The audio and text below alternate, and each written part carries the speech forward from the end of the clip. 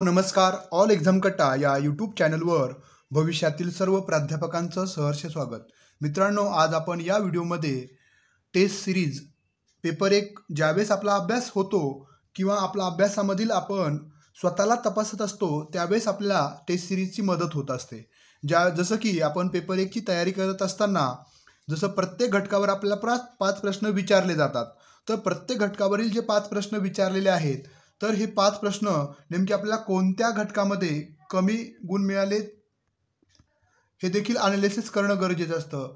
कारण की आपल्याला जर पेपर 1 मध्ये 70+ मार्क घ्यायचे असतील तर आपल्याला काय करावं लागणार आहे, निश्चितच आपल्याला घटकावाईज विश्लेषण करावं लागणार आहे की कोणता घटक आपला कच्चा आहे आणि कोणत्यामध्ये आपल्याला जास्तीची तयारी करायची आहे. तर आज आपण जी टेस्ट सिरीज आहे ऑल एक्झाम कट्टा या ॲपच्या माध्यमातून आपण पुरवत आहोत, प्रोव्हाइड करत आहोत, त्या संदर्भातील सॅम्पल डेमो आपण पाहणार आहोत. टेस्ट सिरीज क्रमांक 3. बघा, पहिला प्रश्न, खालीलपैकी अध्यापनाचे उद्दिष्टे कोणते? अज्ञात तथ्याबाबतची माहिती देणे, त्यानंतरनं आशे ज्ञान सोपे करून सांगणे, विद्यार्थ्यांना अध्ययनासाठीच्या पूरक सवयी लावणे, अध्ययन प्रक्रिया सुलभ करणे. तर पहिल्या प्रश्नाचं योग्य उत्तर काय आहे?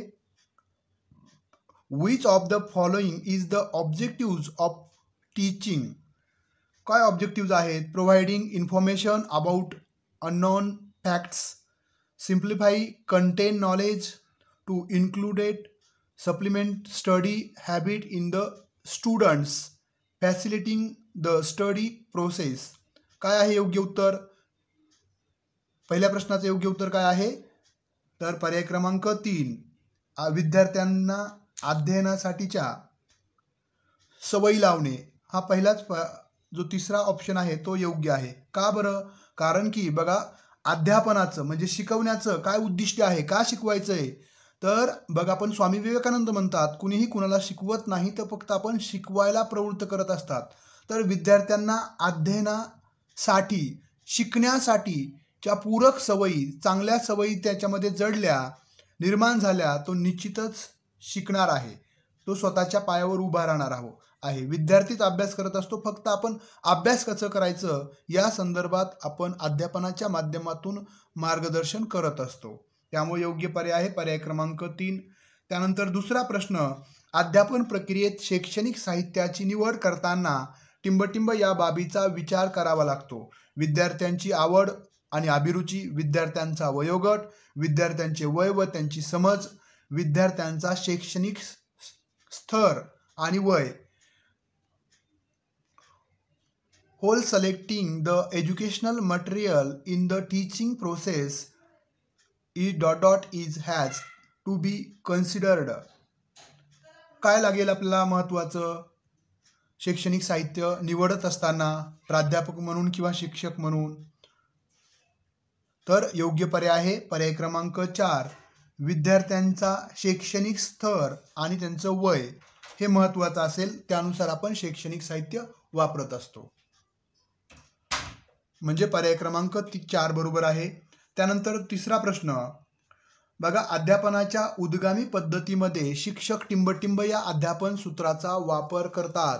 उद्गामी आणि अवगामी, बरोबर आहे. इंडक्टिव्ह आणि डिडक्टिव्ह मेथड्स जे आहेत, टीचिंग मेथड्स, त्या संदर्भातील हा प्रश्न आहे. सामान्य अध्ययन विशिष्टाकडे, सामान्याकडून विशिष्टाकडे. बघा, आपण जे अध्यापनाचे जे सूत्र आहेत त्या सूत्रासंदर्भातील कोणतं सूत्र इथं वापरलं जातं?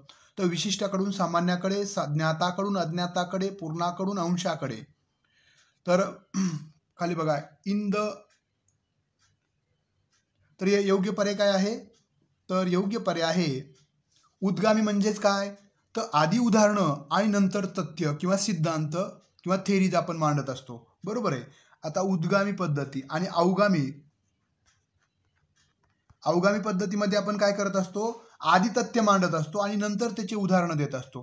पण उद्गामीमध्ये आधी उदाहरणं सांगायचे तर नंतरनं त्याचे तथ्य किंवा सिद्धांत मांडायचे आहेत. तर मग कोणतं असेल? तर सामान्याकडून विशेषाकडे पर्याय क्रमांक 1 आहे. म्हणजे आधी सामान्यीकरण, आधी उदाहरणं आणि नंतरनं त्याचे तत्व, त्याचे सिद्धांत हे मांडले जातील. त्यामुळे योग्य पर्याय आहे पर्याय क्रमांक 1. पुढचा प्रश्न 4.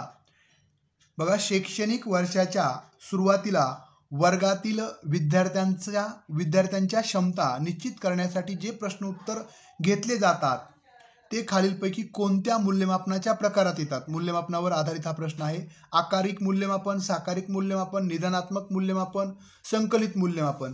चौथ्या प्रश्नाचे योग्य उत्तर काय आहे? जे सुरुवातीला विचारले जातात प्रश्न. तर योग्य उत्तर आहे पर्याय क्रमांक 1, आकारिक मूल्यमापन, ज्याच्या माध्यमातून बघा आपण विद्यार्थ्याचा स्तर म्हणजे विद्यार्थी आपण अ गट ब गट असं जे डिवाइड करत असतो त्यानुसार. आता साकारिक मूल्यमापन ही संकल्पना वेगळी, निदानात्मक मूल्यमापन ही संकल्पना वेगळी आणि संकलित मूल्यमापन ही व्यापक संकल्पना आहे. अशा पद्धतीनं योग्य उत्तर आहे पर्याय क्रमांक 1. त्यानंतर पुढे प्रभावी शिक्षकाचे महत्त्वाचे गुणवैशिष्ट्य टिंबटिंब हे आहेत. What are the important qualities of an effective teachers? उत्तम आशय ज्ञान, बेटर कंटेंट नॉलेज, उत्तम सादरीकरण कौशल्य, गुड प्रेझेंटेशन स्किल, ओघवती भाषा शैली, बरोबर आहे, आणि अध्यापनाची मनापासून अभिरुची. काय गरजेचं आहे? कोणतं गुणवैशिष्ट्य महत्त्वाचं आहे? तर योग्य आहे ती अध्यापनाची मनापासून अभिरुची. जर त्याला अध्यापनाची योग्य अभिरुची असेल, आवड असेल, तो तयारी करेल, आशय ज्ञान घेईल, उत्तम प्रेझेंटेशन करेल आणि त्याच्यामध्ये प्रेझेंटेशनमध्ये त्याची ओघवती भाषा ऑटोमॅटिक येईल. त्यामुळे योग्य उत्तर आहे पर्याय क्रमांक 4. त्यानंतर हे 5 प्रश्न जे होते अध्यापनाच्या पहिल्या घटकावर आधारित होते पेपर 1च्या.